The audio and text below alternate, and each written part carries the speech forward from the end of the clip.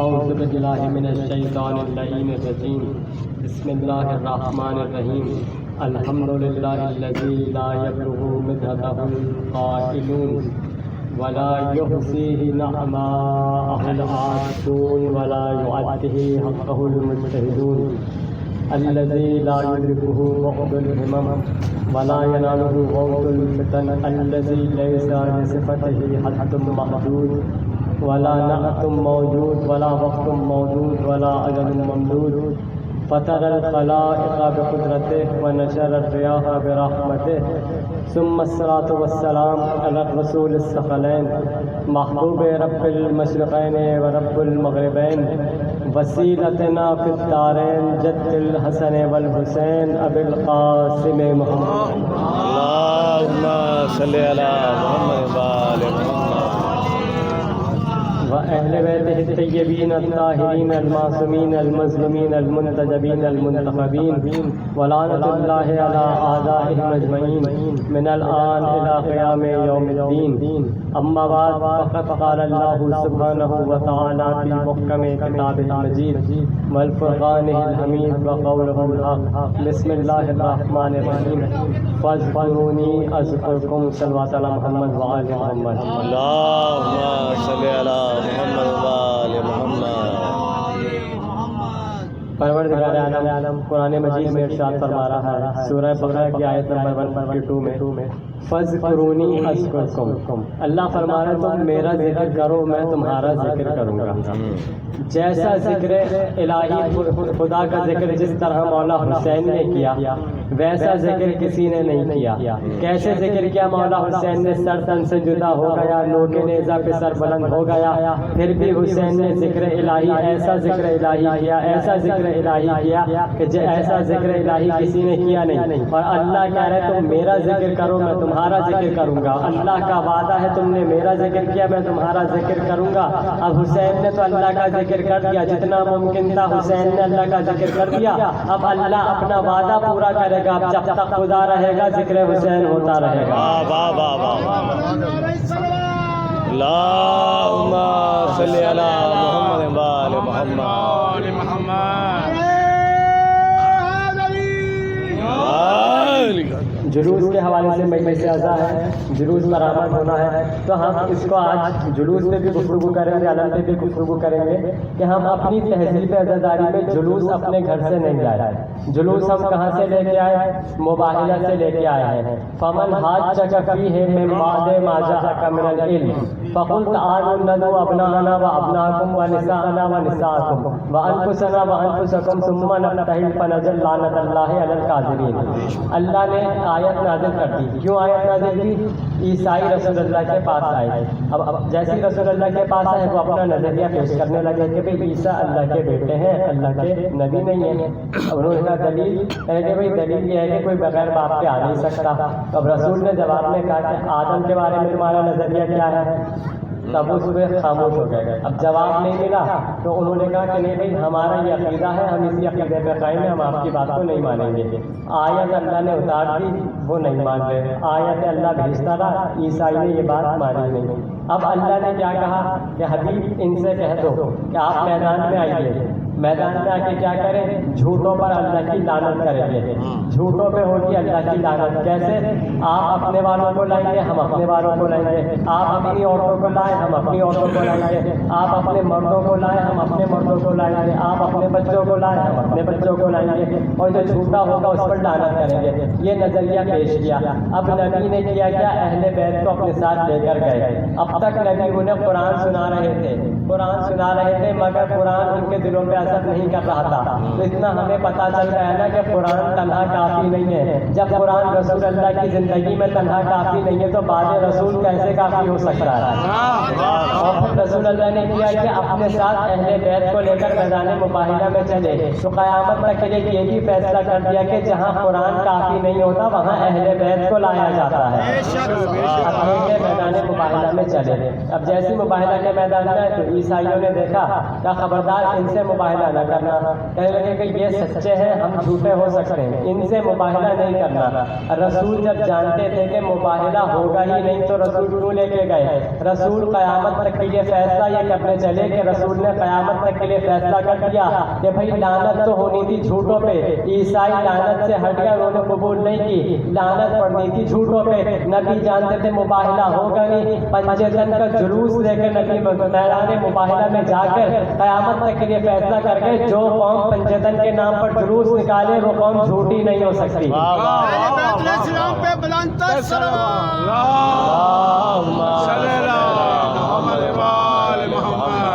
بتا دیا جو قوم پنجتن کے نام پر جلوس نکالے وہ قوم جھوٹی نہیں ہو سکتی۔ آج جو قوم پنجتن کے نام پر جلوس نکال رہی ہے، اہل بیت کے نام پر جلوس نکال رہی ہے، وہ قوم جھوٹی نہیں ہے۔ اب ہم اپنی تہذیب عزاداری میں جو علم لے کر آئے ہیں، علم بھی ہم اپنے گھر سے نہیں لائے۔ علم کہاں سے لے کے آئے؟ ہم یہ علم لائے ہیں خیبر سے۔ نبی نے فرمایا لا اعطین الرایا غدا رجلا کرارا غیر فرار یحب اللہ و یحب الرسول۔ نبی نے فرمایا کل علم اسے دوں گا جو مرد ہوگا، کرار ہوگا، غیر فرار ہوگا۔ تو نبی نے بتا دیا اللہ اور اس کا رسول اس سے محبت کرتے ہوں گے، وہ اللہ اور اس کے رسول سے محبت کرتا ہوگا۔ نبی نے کہا کہ میں علم مرد کو دوں گا، علم مرد کو دوں گا۔ توجہ رکھیے گا، نبی نے کہا علم مرد کو دوں گا۔ خیبر میں نبی نے کیا فیصلہ کیا کہ نبی نے کہا علم مرد کو دوں گا۔ 1400 سال گزر گئے، آج تک نامردوں کے ہاتھ میں علم نہیں گیا۔ آج تک مرد ہی علم اٹھاتے ہیں، نامردوں کے نکاح ٹوٹ جاتے ہیں۔ اہل سنت کے ہیں ایک شاہ ولی اللہ محدث دہلوی، محدث ہے اہل سنت کے۔ اب اہل بیت کی بات انہوں نے فضائل میں کی، اہل بیت کے فضائل جو بھی بیان کریں بھائی وہ ہمارے سر آنکھوں پہ ہے، اہل سنت کے، مگر جب اہل بیت کے فضائل بیان کریں تو ہم تو بات ان کی تسلیم کریں گے۔ اب انہوں نے ایک اپنی کتاب میں جنت کے حوالے سے تذکرہ کرتے ہوئے فرمایا کہ جنت کا جو صدر دروازہ ہے، جنت کی مین انٹرنس، اس پہ 5 نام لکھے ہوں گے، محمد، علی، فاطمہ، حسن، حسین سلام اللہ علیہ۔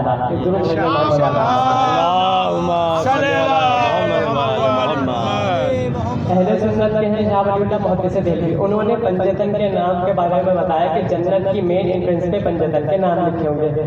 اب یہ پنجتن کے نام جنت کے دروازے پہ کیا ظاہر کر رہے ہیں؟ یہ پنجتن کے نام جنت کے دروازے پہ یہ بتا رہے ہیں کہ بھئی جن کی جنت میں جا رہے ہو ذرا مالکوں کو پہچان لو، اور یہ نام یہ بھی بتا رہے ہیں کہ جو ان سے چڑھتے ہوں گے وہ اندر آنے کی زحمت بھی نہ کرے، جو ان سے چڑھتے ہیں وہ اندر آنے کی زحمت بھی نہ کرے۔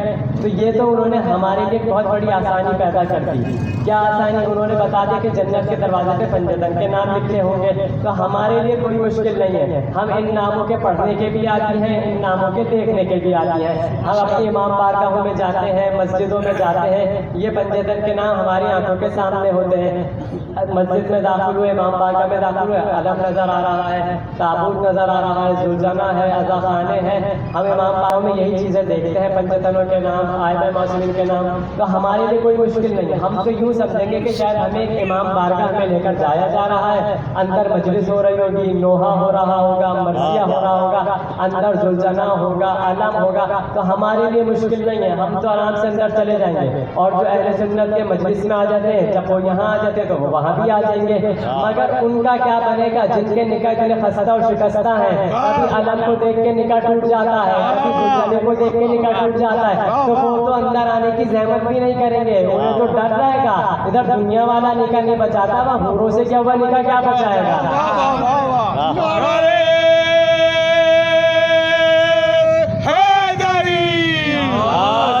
تو ہم اپنی تہذیب عزاداری میں علم بھی اپنے گھر سے نہیں لائے، علم ہم خیبر سے لے کے آئے۔ اچھا، علم کی بھی تاریخیں گزری ہیں کہ ہر کسی کے پاس علم رہا ہے ہر وقت۔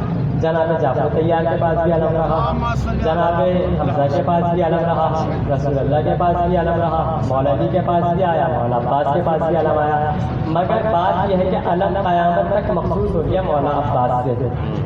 حالانکہ مولا عباس کے پاس سب سے تھوڑے ٹائم کے لیے علم رہا، عاشور کے دن علم ملا عاشور کے دن شہادت ہو گئی. بہت تھوڑے سے لمحے کے لیے مولا عباس کے پاس علم آیا, مگر قیامت تک مخصوص کس سے ہو گیا؟ مولا عباس سے علم مخصوص ہو گیا.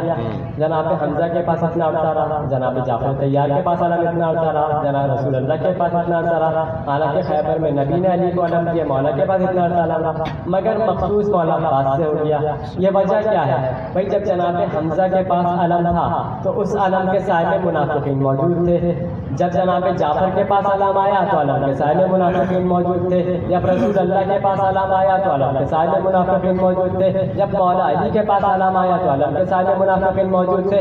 مگر جب مولا عباس کے پاس علم آیا تو علم کے سائے میں کوئی منافق باقی نہیں تھا. اس لیے امام حسین سے لے کر قیامت تک علم کی برزخ کو عباس کہتے ہیں. تو ہم اپنی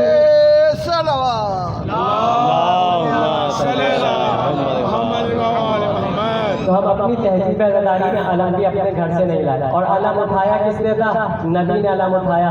تو پتہ چل گیا علم اٹھانا سنت رسول ہے. ہم تو سنت رسول پہ عمل کر رہے ہیں.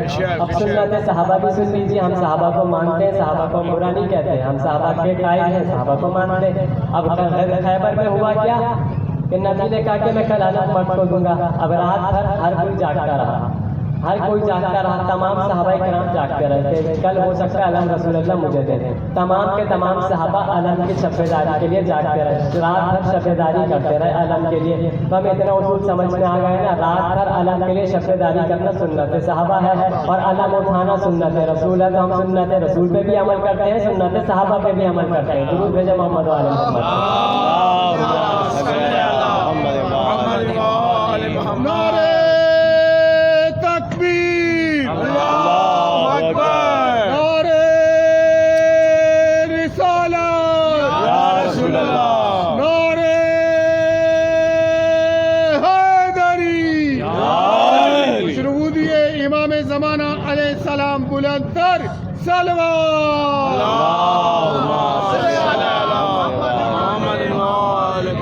تو ہم اپنی تہذیب عزاداری میں جلوس بھی اپنے گھر سے نہیں لائے, علم بھی اپنے گھر سے نہیں لائے. اب باقی جو چیزیں رہیں, کوئی بھی چیز ہم اپنی تہذیب عزاداری میں اپنے گھر سے نہیں لائے. اب جو بات زلزلہ کی رہی, اب زلزلہ ایک جانور ہے, مگر ہم اس کو تہذیب عزاداری میں لائے ہیں ذریعہ تفریح.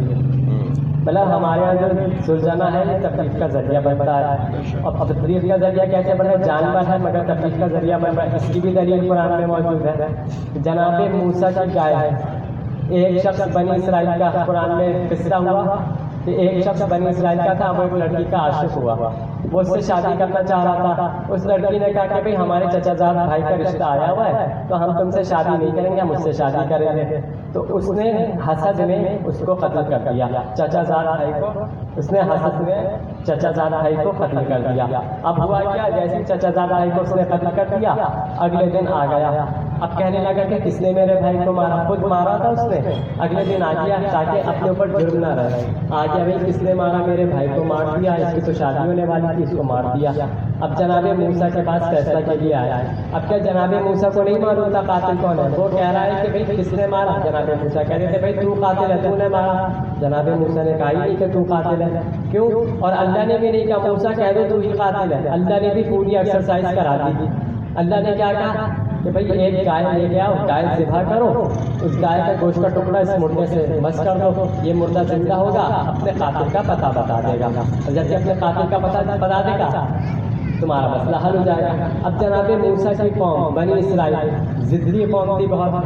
اللہ نے کہا تھا گائے لاؤ, اب لاتے کوئی بھی گائے لا کے ذبح کر کے گوشت کا ٹکڑا مس کر دیتے.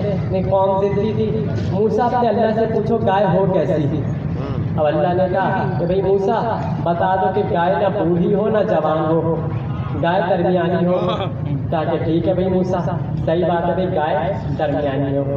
اچھا موسیٰ ابھی بھی ہمیں گائے سمجھ میں نہیں آئی, اپنے رب سے پوچھو گائے کا رنگ کیسا ہو. قوم بڑی ضدی. اب اللہ نے جناب موسیٰ کا پروردگار رنگ بتاؤ. اب اللہ نے کہا زرد رنگ ہو, سرخ لال. کہا بھی گائے کا رنگ ایسا ہو. کہا چلو بھائی موسیٰ گائے کا رنگ ایسا ہو. اچھا موسیٰ ابھی بھی گائے نہیں سمجھ میں آئی. مطلب اللہ نے بتا دیا کہ درمیانی گائے ہو, سرخ رنگ ہو, موسیٰ ابھی بھی گائے ہمارے لیے متشابہ ہے، اتنی ضدی قوم کہنے لگے ابھی بھی متشابہ ہے، اب کیا کریں؟ پھر موسیٰ نے پوچھا، پروردگار قوم یہی پوچھ رہی ہے کہ گائے کیسی ہو؟ کہا کہ بھائی ان کو بتا دو کہ گائے ایسی ہو کہ جو کھیتی باڑی کے لیے استعمال نہ ہوتی ہو۔ 3 مرتبہ مار کھائی، پھر انہیں حق سمجھ میں آ گیا۔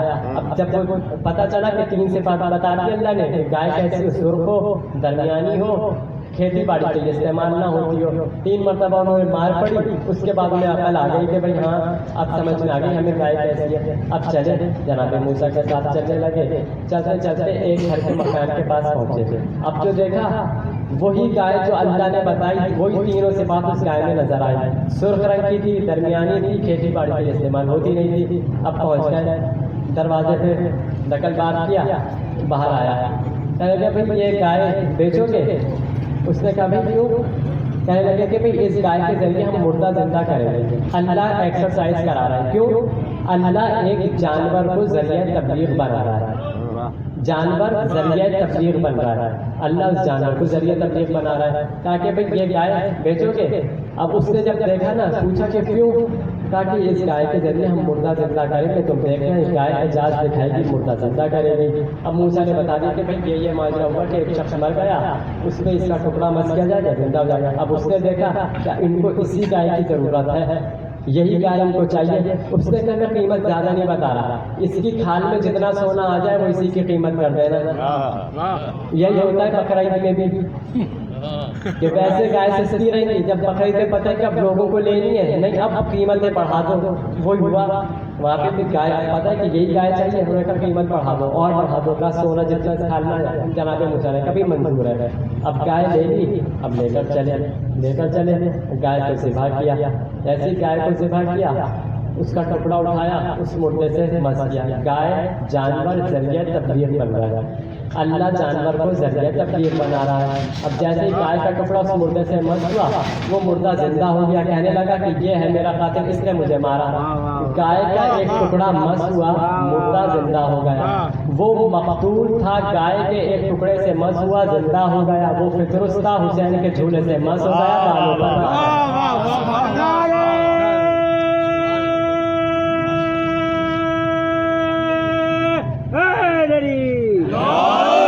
محمد وآل محمد بآواز بلند سے بلند تر صلوات۔ اب یہاں پہ سوال یہ پیدا ہوتا ہے کہ کیا اللہ خود زندہ نہیں کر سکتا مردہ؟ اللہ چاہتا خود زندہ کر دیتا۔ یہ پوری ایکسرسائز کرائی، گائے کے ذریعے اللہ مردہ زندہ کرا رہا ہے، گائے کے ذریعے مردہ زندہ کرا رہا ہے، تو اللہ کیا خود مردہ زندہ نہیں کر سکتا؟ بھائی اللہ خود بھی مردہ زندہ کر سکتا ہے، مگر اللہ کیوں نہیں کر رہا؟ اللہ اس گائے کو وسیلہ بنا رہا ہے۔ تو اللہ بتانا ہی چاہ رہے کہ میں اختیار رکھنے کے باوجود جب وسیلے کے بغیر کوئی کام نہیں کرتا تو تم وسیلے کے بغیر میرا قرب کیسے حاصل کرو گے؟ سلوات بھیجیں محمد والے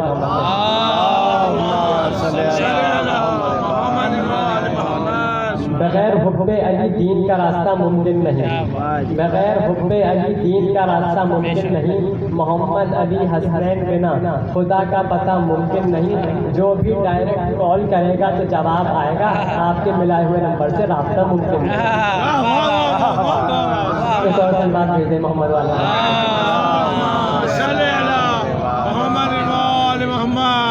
اللہ چاہتا تو وہ خود مردہ زندہ کر سکتا تھا، مگر اللہ بتا رہے کہ میں کر سکتا ہوں، مگر میں اس کے وسیلے سے اگر زندہ کروں تو تمہیں اعتراض کیا ہے؟ تو بھائی اگر گائے مردہ زندہ کر دے تو اس پہ کسی کو اعتراض نہیں۔ اب اگر وہ مردہ زندہ کر دے، اگر مولا علی کے ذریعے اللہ مردہ زندہ کرا دے تو اس میں شرک کہاں سے آ گیا؟ گائے مردہ زندہ، مطلب اللہ بتانا چاہ رہے کہ دیکھو گائے نے مردہ زندہ کیا مگر میں نے اسے وسیلہ بنایا، میرے وسیلے سے گائے نے مردہ زندہ کیا۔ اسی طرح اگر علی مردہ زندہ کر دے تو وسیلہ اللہ بنا رہا ہے، اللہ زندہ کر رہا ہے اسے، وسیلہ علی کو بنایا ہے۔ اب اللہ نے ادھر کیا گائے کو ذریعہ تبلیغ بنا دیا، پوری ایکسرسائز کرانے کے بعد وہ مردہ زندہ ہو گیا۔ یہ کیوں کرائی؟ ایک مثال ہمیں مل گئی کہ گائے ذریعہ تبلیغ بنی۔ اب ایک اور مثال لے لیتے ہیں، جانور ذریعہ تبلیغ کیسے بنا؟ جناب صالح نبی، ان کی قوم کا نام ہے قوم سمود۔ اب قوم اب انہوں نے کیا کہا؟ جناب صالح سے کہا کہ اے صالح نبی، ہم آپ کو اس وقت اللہ کا نبی مانیں گے ہم جس پہاڑ کی پرستش کرتے ہیں، ذرا آپ اس پہاڑ سے ایک اونٹنی کو برآمد کیجیے، اور وہ اونٹنی تنہا نہ ہو، اس کے ساتھ اس کے شکم پہ 10 ماہ کا ایک بچہ بھی ہو، ہم اس کی ولادت اپنے سامنے دیکھیں گے۔ اونٹنی کا مطالبہ کیا کافروں نے، کہا کہ جس پہاڑ کی ہم پرستش کرتے ہیں، جس پہاڑ کو ہم مانتے ہیں، جس پہاڑ کو ہم پوج رہے ہیں، اس پہاڑ سے نکالیے۔ جناب صالح نے کہا اچھا ہم کر دیتے ہیں۔ وہاں سے اونٹنی برآمد ہو گئی، بچہ سامنے پیدا ہوا۔ قوم نے جب دیکھا، کچھ لوگ ایمان لے آئے اور کچھ لوگ ایمان نہیں لائے، مطلب جانور ذریعہ تبلیغ بن رہا ہے، دوسری مرتبہ جانور ذریعہ تبلیغ بن رہا ہے۔ قوم ایمان لے کے آ گئی ہے، کچھ قوم ایمان نہیں لائے، جانور ذریعہ تبلیغ بنا۔ اب جب وہ دیکھتے رہے تھے کہ اونٹنی جناب صالح نبی کی تبلیغ کا ذریعہ بن رہی ہے، جناب صالح کے ساتھ ساتھ رہ رہے ہیں، اب جو دشمن تھے انہوں نے سوچا کہ بھئی ہم اس اونٹنی کو قتل کر دیتے ہیں۔ سب نے مل کے قتل نہیں کیا، ایک بندہ تھا جس نے اس اونٹنی کو قتل کیا، مگر اللہ نے قرآن میں کہا کہ پوری قوم نے مل کے صالح کی اونٹنی کو قتل کر دیا۔ اچھا وہ جو جناب صالح نبی کی اونٹنی تھی، اللہ نے اسے ناقۃ اللہ کہا۔ اللہ اس پہ سوار ہوا تو نہیں، مگر اللہ نے اسے ناقۃ اللہ کیوں کہا؟ کیونکہ اس اونٹنی کی نسبت خدا کی طرف تھی، اس لیے وہ ناقۃ اللہ۔ یہ بات بھی بڑی عجیب ہے، ناقۃ اللہ سب کی سمجھ میں آتا ہے، ید اللہ کسی کی سمجھ میں نہیں آتا۔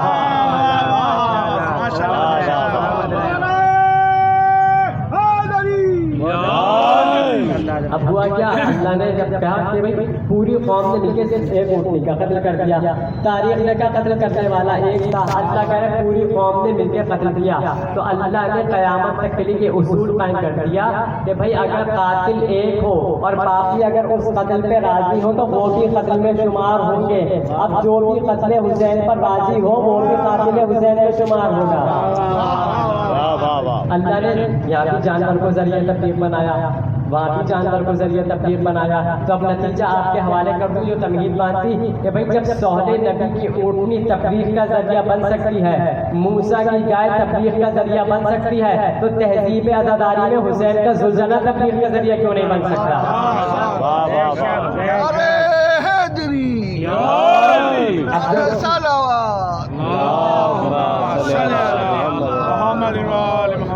اب وہ جو جناب موسیٰ کی گائے کو مردہ زندہ کیا، اس کے بعد سے ہوا کیا، بنی اسرائیل کے لوگ جانور سے ڈرنے لگے، اتنا ڈرنے لگے کیوں؟ کیونکہ جانور نے مردہ زندہ کر کے قاتل کا پتہ بتا دیا کہ یہ قاتل ہے۔ تب سے سنا بنی اسرائیل ڈرنے لگے جانور سے اتنا ڈرنے لگے، انہیں ڈر تھا کہ کہیں ایسا نہ ہو کہ قاتل کا پتہ بتا دے۔ بھئی ڈرنا تو بنی اسرائیل کو چاہیے تھا، آج روڈوں پہ زلزلہ آ جائے تو بہت سے بدعتی کیوں ڈرنے لگ جاتے ہیں؟ انہیں ڈر ہے اس بات کا کہیں زلزلہ حسین کے قاتل کا نام نہ بتا دے۔ تو ہم اپنی تہذیب زدائی میں زلزلہ جانور ذریعہ تبلیغ، یہ بھی ہم اپنے گھر سے نہیں رہے، قرآن میں مثالیں موجود ہیں، جانور تبلیغ کا ذریعہ بنا ہے۔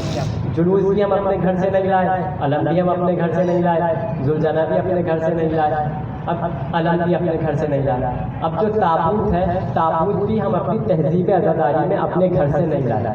تابوت کہاں سے لے کے آئے؟ یہ ہم جناب موسیٰ کے گھر سے لائے ہیں۔ واقعہ کیا ہوا؟ جناب موسیٰ کا واقعہ کہ فرعون نے سب کو قتل کرانا شروع کر دیا۔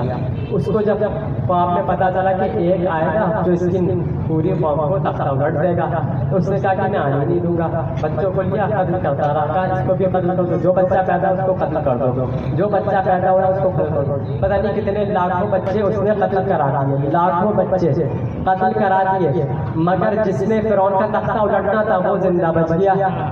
سب کو قتل کر دیا، جس نے اس کا تختہ الٹنا تھا وہ بچ گیا۔ تو قیامت تک کے لیے یہ اصول مل گیا نا کہ جب فرعون کی باطل طاقتیں موسیٰ کو آنے سے نہ روک سکی، تو آج کی باطل طاقتیں ظہور امام زمانہ کو کیسے روک لیں گی؟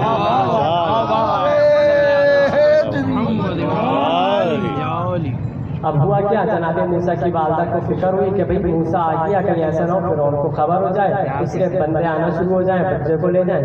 تو وہ ایک صندوق والے کے پاس گئی، اس سے کہا کہ بھئی ایسا ہے کہ مجھے ایک صندوق چاہیے۔ صندوق کا نقشہ انہوں نے بتا دیا کہ بھئی صندوق ایسا ہو، اس طرح کی شیپ ہو صندوق کی، وہ صندوق مجھے چاہیے۔ اب اس نے کہا کہ اے موسیٰ کی ماں، بلکہ یہ اس نے کہا کہ اے عورت تم کرو گی کیا صندوق کا؟ تب نبی کی ماں ہے، جھوٹ بول نہیں سکتی، نبی کی ماں جھوٹ نہیں بول سکتی تھی، نبی کی ماں جھوٹ نہیں بول سکتی۔ اب سمجھ میں آیا نبی نے کیوں فرمایا تھا فاطمہ تو مجھ محمد کی ماں ہے۔ پہنچ گئے حضرات۔ اب ہوا کیا کہ جناب موسیٰ کی والدہ نے بتا دیا کہ بھائی میں ایسا ایسا ہوگا، اس نے ایک بچے کو اپنے رکھوں۔ اس نے کہا اچھا ابھی میں فرعون کے پاس جا کے بتاتا ہوں، مجھے فرعون انعام دے گا۔ معصوم کے خلاف کلام کرنے کے لیے چلا، معصوم کے خلاف زبان اٹھانے کے لیے چلا۔ جیسے دربار میں پہنچا شکایت کرنے لگا، لب ہلنے لگے، نکل کچھ نہیں رہا تھا، صرف لب ہل رہے تھے۔ دربار میں آیا کیوں کر رہا ہے؟ اب سب دیکھ رہے کہ سب کو لگا کہ شاید بادشاہ سے مستی کرنے آیا ہے، وہیں سے مسخرہ بن کر کے اس کو باہر نکالا، کہا کہ مسخرہ ہے، پاگل ہے۔ باہر آیا، باہر پھول آنے لگا، آواز آنے لگی، کہنے لگا شاید مسئلہ اندر دربار میں تھا۔ دوبارہ گیا بادشاہ کو کہا کہ تم باہر آ جاؤ، بہت ضروری کام ہے۔ اب بادشاہ باہر آیا، پھر لب ہلنے لگے، نکل کچھ نہیں رہا تھا۔ اب دوسری مرتبہ ہوا کیا، چمپے پڑے، پٹا دوسری مرتبہ۔ معصوم کے خلاف کلام کرنے آیا تھا، پہلی مرتبہ پاگل پن میں مشہور ہوا، دوسری مرتبہ پٹا، چلا گیا۔ اس کے بعد شکایت کے لیے نہیں آیا۔ اب وہ صندوق جو جناب موسیٰ کی والدہ نے بنایا تھا، اللہ نے اس صندوق کو قرآن میں تابوت سکینہ کہا ہے۔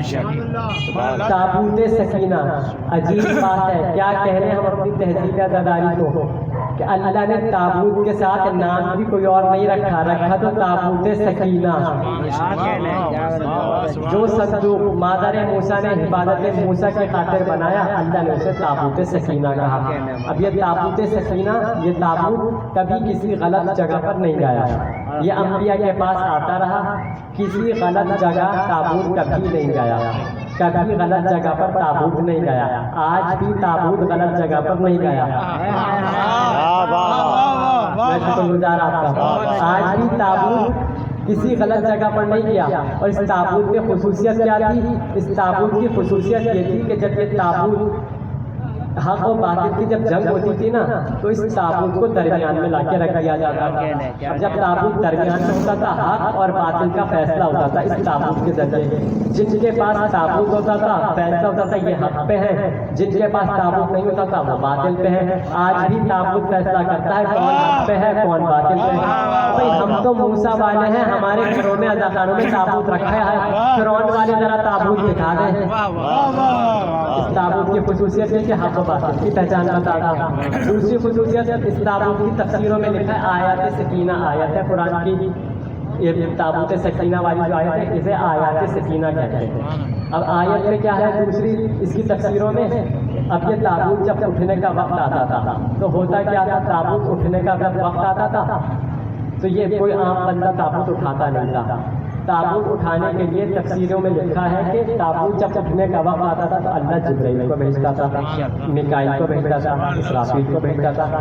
یعنی تابوت جب اٹھنے کا وقت آتا تھا تو اللہ ملائکہ کو بھیجتا تھا، ملائکہ تابوت اٹھاتے تھے۔ تو ہمیں اتنا پتہ چل گیا تابوت ملائکہ اٹھایا کرتے ہیں۔ اب تابوت ملائکہ اٹھایا کرتے ہیں، اب تابوت اٹھتا تھا۔ اب اس تابوت کی ایک اور خصوصیت یہ ہوا کرتی تھی کہ بنی اسرائیل میں اللہ جس کے گھر حکومت رکھتا تھا اسی کے گھر اللہ تابوت بھی رکھتا تھا، جس کے گھر حکومت چاہتا تھا اسی کے گھر تابوت بھی رکھتا تھا۔ اب عزا خانوں میں سب نے دیکھا کہ ایک چھوٹا سا ممبر رکھا ہوتا ہے، عزا خانے میں ہوتا ہے نا چھوٹا سا ممبر، یہ جو ممبر ہوتا ہے یہ امام زمانہ کی کرسی کہلاتی ہے۔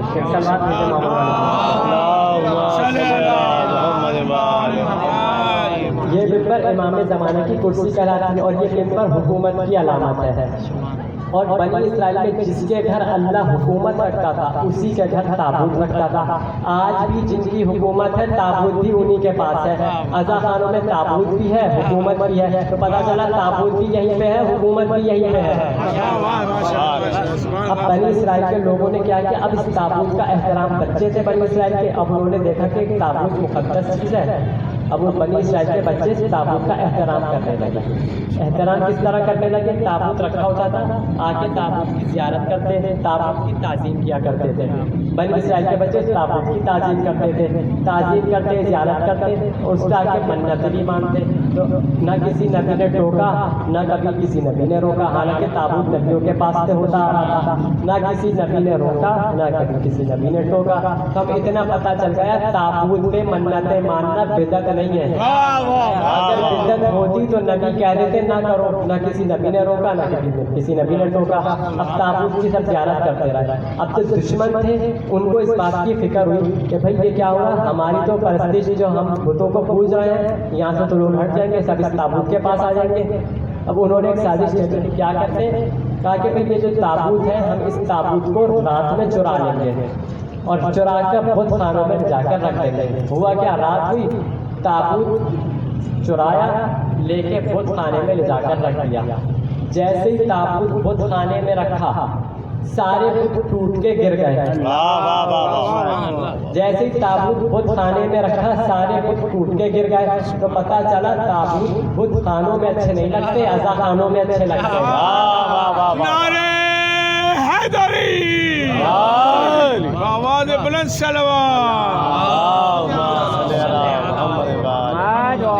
اور تابوت یہ ہم اپنی تہذیب عزاداری میں اپنے گھر سے نہیں لائے. اب تابوت ذریعہ تبلیغ, اب ہم اپنے عزاداری میں جو بھی چیز رکھتے ہیں ذریعہ تبلیغ. اب تابوت ذریعہ تبلیغ کیسے ہوا کہ بھائی اس ایک تابوت کا کمال کیا تھا, فرعون کی حکومت کا پورا کس نے الٹا, جناب موسیٰ نے. اب وہ ہوا کیا, تابوت جناب موسیٰ اس صندوق میں تھے, جناب موسیٰ کی والدہ نے اس صندوق میں موسیٰ کو رکھا, دریا میں بہا دیا. اب وہ دریا بہتا ہوا, دریا میں بہتا ہوا فرعون کے محل میں پہنچ گیا. وہ ایک تابوت اس نے فرعون کی پوری سلطنت کو الٹ دیا. ایک تابوت نے فرعون کی پوری سلطنت کو الٹ دیا. اب سمجھ میں آیا تابوت کو بدعت کیوں کہتے ہیں لوگ, کیونکہ یہ ایک تابوت یزیدیت کا تختہ آج بھی اس ایک تابوت نے پوری فرعونیت کا تختہ ہی الٹ دیا. اب جیسے ہی پہنچا تابوت وہاں پہ صندوق, فرعون کے کوئی اولاد تھی نہیں. اب فرعون نے جب صندوق کھولا, اتنا پیارا بچہ دیکھا, کہنے لگا کہ بھائی میں اس کو پال لیتا ہوں, یہ بڑا پیارا بچہ ہے, میں اسے پال لوں گا. اولاد اس کی تھی نہیں, اس نے اسے پالنا شروع کر دیا. اب ہوا کیا, بچہ چھوٹا ہوتا ہے مگر نبی جب بچہ ہوتا ہے تب بھی نبی ہوتا ہے. اب کھیل کھیل میں جناب موسیٰ نے فرعون کی داڑھی پکڑی, منہ پہ تماچا مار دیا. تماچا پڑا, کہنے لگا یہی وہ بچہ جو میری سلطنت لے گا. جناب آسیہ نے کہا کیا ہو گیا, پاگل ہو گیا ہے, بچہ ہے, کھیل کھیل میں ہاتھ لگ گیا ہوگا. کہنے لگا تھپڑ مجھے پڑا ہے, عام بچوں کے تھپڑ اور ہوتے ہیں, وہی جب موسیٰ کے تھپڑ کی شدت ایسی ہو تو علی اگر ابو جہل کو تھپڑ مارے تو اس کی شدت کیا ہوگی. اب ہوا کیا, تھپڑ مار دیا. جناب آسیہ نے کہا کہ بھائی اگر تمہیں لگ رہا ہے کہ وہی بچہ ہے تو ایک کام یہ کر کہ ایک طرف انگارے رکھ, دوسری طرف ہیرے جواہرات رکھ. اگر یہ ہیروں کی طرف بڑھے تو سمجھ جانا کہ یہ وہی ہے کہ جو تیرے تخت کو الٹے گا, اور اگر یہ انگاروں کی طرف بڑھے تو سمجھنا عام بچہ ہے. اب دونوں چیزیں لے جا کے فرعون نے رکھ دی. اب جناب موسیٰ سامنے آئے, جناب موسیٰ نے ہاتھ بڑھایا, ہیرو کی طرف ہاتھ جانے لگا. اللہ نے کہا جبرائیل ہاتھ انگارے پہ رکھ دو. ہاتھ اٹھایا, جناب جبرائیل نے انگارے پہ رکھ دیا. جناب موسیٰ کا ہاتھ جل گیا, جناب موسیٰ کا ہاتھ جل گیا.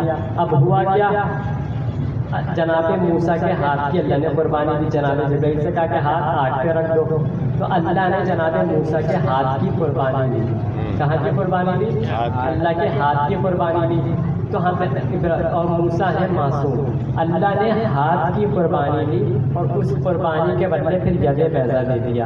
تو ہمیں اتنا پتہ ید بیضا ہے نور, تو ہمیں اتنا پتہ چل گیا اگر اللہ معصوم کے ہاتھ کی قربانی لیتا ہے تو اس کے بدلے جو دیتا ہے اسے نور کہتے ہیں. بھائی اللہ نے عباس کے ہاتھوں کی بھی تو قربانی لی, آج عباس کا عالم نور بن کے اذانوں میں لگا ہے. ہاتھ کی قربانی لی, جناب موسیٰ کے ہاتھ ید بیضا دے دیا. ید بیضا کیوں دیا؟ اب ید بیضا کا کمال کیا تھا, اب جناب موسیٰ چاہتے ہاتھ نکالتے ہر طرف روشنی پھیل جاتی. اب جناب موسیٰ کا وہ ہاتھ قوم کی تفریح کے لیے استعمال ہو گیا, قوم کے لیے تفریح بن گیا. موسیٰ کا ہاتھ قوم کے لیے تبلیغ بن گیا کیونکہ قربانی تھی. عباس نے ہاتھوں کی قربانی دی, آج عباس کا رنگ ذریعہ تبلیغ بن گیا.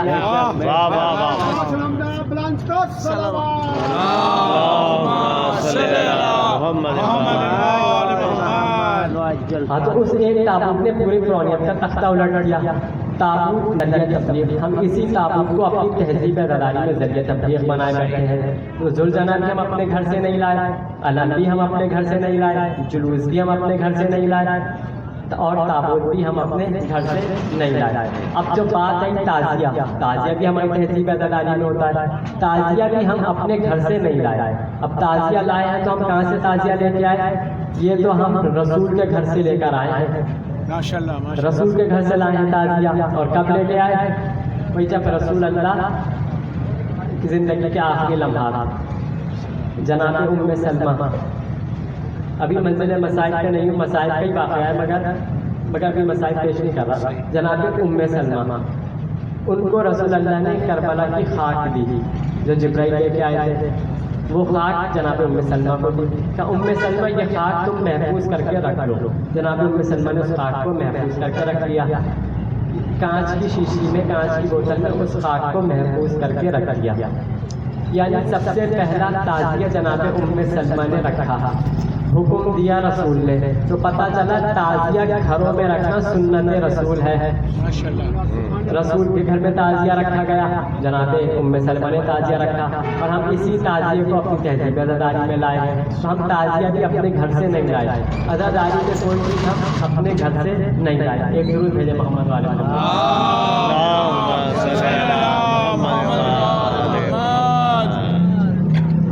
بس عزیزان محترم, آج 7 محرم الحرام, آج امام حسن کو ان کے یتیم کا پرسہ دینا ہے.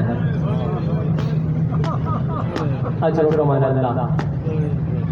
امام حسن کا وقت شہادت آیا, زہر اتنا شدید تھا کہ جگر کے ٹکڑے کٹ کٹ کے گرنے لگے. امام حسن آئے, آگے امام حسن کے سینے پہ جناب قاسم آ کے لیٹ گئے. امام حسن نے زور سے قاسم کو سینے سے لگایا. جناب امام حسن کو تھوڑا سا سکون ملنے لگا. جناب فروا کہتی ہیں مولا ذرا قاسم کو اپنے سینے سے ہٹا دیجیے, آپ کا سینہ بڑا زخمی ہے. مولا نے فرمایا اے ام فروا, جب تک قاسم میرے سینے پہ لیٹا ہے نا مجھے بڑا سکون مل رہا ہے. شاید مولا کے ذہن میں وہ منظر آ گیا ہوگا کہ میرے تو صرف ابھی کیا نام ہے جگر کے ٹکڑے ہوئے ہیں, مگر میرے بیٹے قاسم کی لاش کے ٹکڑے ہونے ہیں. اجرکم اللہ. امام حسن نے ایک تعویذ جناب قاسم کے بازو پہ باندھ دیا. کہا اے ام فروا, جب سب سے زیادہ مشکل وقت آ جائے نا, سب سے زیادہ مشکل وقت, تو یہ تعویذ تم کھول لینا, اس میں مشکل کا حل لکھا ہوگا. آ گیا وہ وقت, کربلا آ گیا وہ وقت. جناب قاسم آئے مولا کے پاس, کہنے لگے چچا جان کیا کل کے شہیدوں میں میرا نام ہے؟ امام نے فرمایا اے بیٹا قاسم, کل کے شہیدوں میں تو 6 مہینے کے علی اصغر کا نام بھی ہے. جب جناب قاسم نے یہ سنا نا کہ علی اصغر کا نام کیا ہے, ایک مرتبہ جلال کے عالم میں کہنے لگے مولا یہ فوج اشریہ کیا خیموں تک آ جائیں گے؟ مولا نے تو اس وقت دلاسا دے کر کہا قاسم فوج اشریہ خیموں تک اس وقت نہیں آئیں گے, میں اصغر کو اپنے ہاتھوں پہ میدان میں لے کے جاؤں گا, مگر میں کہوں گا اے قاسم اتنا مولا کا کہنا تھا کہ آپ کی تصور جلال میں لے آیا, ذرا شام غریبہ سید سجاد سے آ کے پوچھیے گا. جب خیمے جلا دیے گئے, چادریں چھینی جا چکی, خیمے جل گئے, چادریں چھینی جا چکی, بیویوں کو لوٹا جا چکا, سکینہ کے دور چھینے جا چکے, ذرا سید سجاد سے پوچھیے وہ وقت کیا ہوگا. اجرکم اللہ. آ گئی شب عاشور. جناب فروا کہتے ہیں قاسم کل چچا پہ قربانی دینی ہے, کل چچا پہ ایسی قربانی دینی ہے کہ جیسی قربانی میری ہو نا قاسم, ایسی قربانی کسی کی نہ ہو. قاسم تم مجھے کل شرمندہ نہ کرنا, کہیں ایسا نہ ہو کہ جناب زینب کے بیٹوں پہ لاشیں آ جائیں اور تم زندہ رہ جاؤ. قاسم بیوہ کا پسر ہے تو جانا, قربانی دینا. اجر کو مولا آگے عاشور کا دن مولا آئے جناب قاسم کہنے لگے چچا جان مجھے اجازت چاہیے. مولا نے فرمایا قاسم میں تمہیں اجازت کیسے دوں؟ تو میرے بھائی حسن کی نشانی ہے, میرے بھائی حسن کی نشانی ہے, میں تمہیں کیسے اجازت دے دوں؟ میں اجازت تمہیں نہیں دینا چاہتا. آئے جناب زینب کے پاس, کہا پھوپھی اماں اجازت چاہیے. جناب زینب نے کہا کہ حسن کی نشانی ہو, میں حسن کی نشانی کو نہیں جانتی, میں ایک مرتبہ حسن کو پھر پامال دیکھنا نہیں چاہتی. امام نے اجازت نہیں دی, بی بی نے اجازت نہیں دی. اب ہوا کیا, روتے روتے قاسم ایک منزل پہ بیٹھ گئے. اب جیسے ہی گھٹنوں کے بل قاسم بیٹھ کے رونے لگے, اچانک جناب قاسم کی نظر پڑی کہ ایک طرف علی اکبر, ایک طرف مولا عباس آپس میں کلام کر رہے ہیں. جناب علی اکبر کہہ رہے ہیں چچا عباس آپ نہ جائیے, آپ کے جانے سے بابا کی کمر ٹوٹ جائے گی. عباس کہہ رہا ہے بیٹا علی اکبر آپ نہ جائیے, آپ کے جانے سے حسین کی آنکھوں کا نور چلا جائے گا. جب قاسم نے یہ گفتگو سنی نا, فوراً اپنی مسجد سے اٹھے اور دوڑتے ہوئے آئے, کہنے لگے چچا عباس آپ نہ جائیے, آپ کے جانے سے کمر ٹوٹ جائے گی. علی اکبر آپ نہ جائیے, آپ کے جانے سے آنکھوں کا نور چلا جائے گا.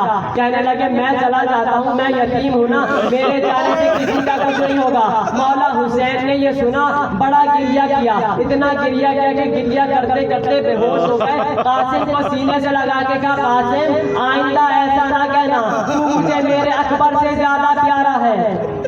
اجر کو اللہ جب اجازت نہیں ملی نا, اب اتنا مشکل وقت آ گیا, اس سے زیادہ مشکل وقت اب تھا نہیں. کہنے لگے اماں کے پاس آئے, کہنے لگے اماں وصیت کی تھی بابا نے کہ مشکل وقت ہو تو یہ تعویذ کھول لینا. اب جیسے وہ مشکل وقت آیا نا, اب وہ تعویذ کھولنے کا وقت آیا.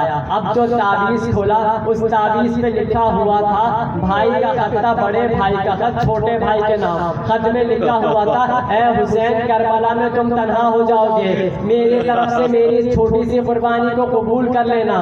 جیسے یہ خط مولا قاسم نے لیا, خوشی خوشی امام حسین کی طرف بڑھے. مولا حسین نے جب اس خط کو دیکھا, آنکھوں سے لگایا, سینے سے خط کو لگایا, خط کو چوما. ایک مرتبہ قاسم کو سراپے سے دیکھا, کبھی سر کو بوسہ لینے لگے, کبھی ہاتھوں کا بوسہ لینے لگے, کبھی کلائیوں کا بوسہ لینے لگے, کبھی سینے کا بوسہ لینے لگے, کبھی پیر کا بوسہ لینے لگے. جناب قاسم دیکھ کر کہتے ہیں چچا یہ اتنا بوسہ کیوں لے رہے ہیں؟ فرمایا کہ یہ ایسا نہ ہو کہ اس پہ لاشا جب پامال ہوگا, اے قاسم تمہارے ٹکڑے ٹکڑے ہو جائیں گے. اجر اللہ جناب قاسم کو مولا حسین نے دولہا کی طرح سجا دیا, اور جب سجا کے سوار کرایا نا, جناب قاسم کا پورا گریبان چاک کر دیا. عرب میں گریبان چاک علامت ہوتی یتیم کی. گریبان چاک کر کے اس لیے بھیجا کہ ظالم سمجھ جائیں کہ بھئی یتیم آ رہا ہے, یتیم پہ زیادہ ظلم نہ کرے. مولا حسین نے قاسم کو زرہ پہنانا شروع کی, مگر کوئی زرہ قاسم پہ نہیں آنے لگی. زرہ کا کام یہ ہوتا تھا اگر کوئی تیر چلے تو تیر زرہ کو روک لیا کرتا تھا, گھوڑے کی ٹاپوں سے لاشا پامال ہونے سے بچ جاتا تھا. مگر قاسم اتنے چھوٹے تھے, اتنے چھوٹے کہ کوئی زرہ قاسم کو پوری نہیں آئی. حسین نے قاسم کو میدان میں بھیجا.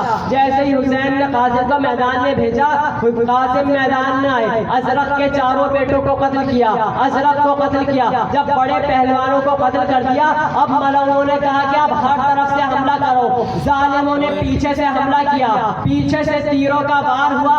قاسم کی پشت پہ تیر لگا, سینے سے تیر باہر نکلا. جیسے تیر باہر نکلا اور حملہ ہوا, قاسم زین پہ ڈگمگانے لگے. جیسے ہی زین پہ گرے, ہر شہید نے حسین کو پکارا. قاسم نے پکارا اماں میں زین سے گر گیا.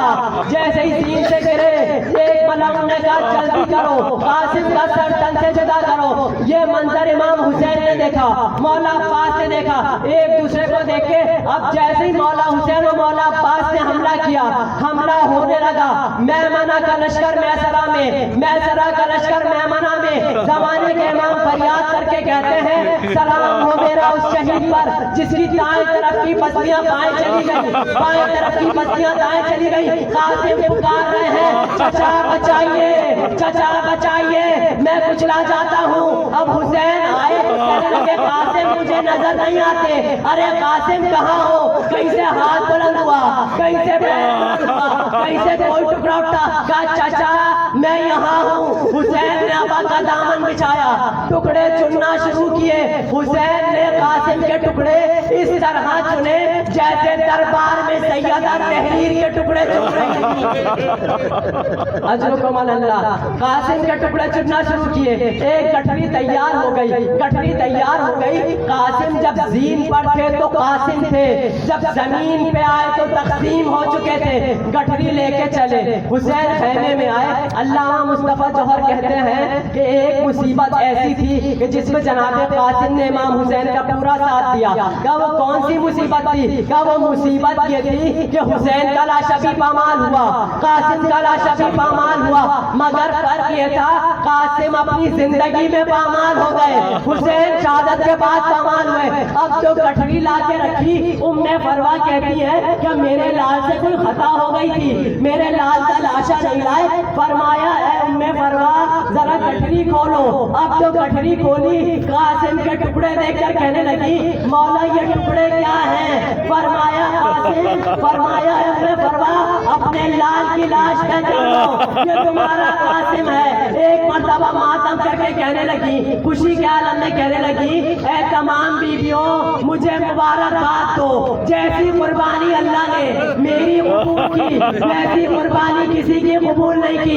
एक कौल के मुताबिक अली अकबर की शहादत हुई, हुसैन ने अली अकबर का लाशा रखा, एक तरफ कासिम का लाशा रखा और आवाज बुलंद की, वाह गुरबता, वाह गुरबता, आज हुसैन गरीब हो गया, अकबर चला गया, कासिम चला गया। अल्लाह लानतुल्लाह अलैहि वसल्लम।